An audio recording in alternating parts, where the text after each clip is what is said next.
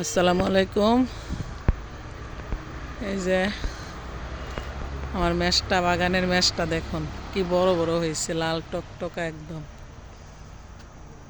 এই যে অনেক অনেক মেষটা হয়েছে, অনেক। এই যে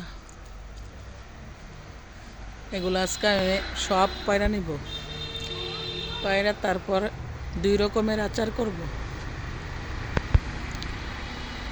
একটা টক জাল মিষ্টি, আর একটা করবো জেলি, মেষ্টার জেলি।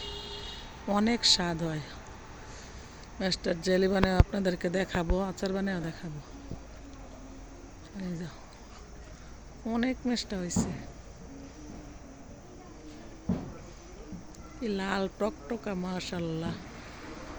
ওই যে ওইদিকে আরো গাছ আছে, অনেক গাছ, অনেক।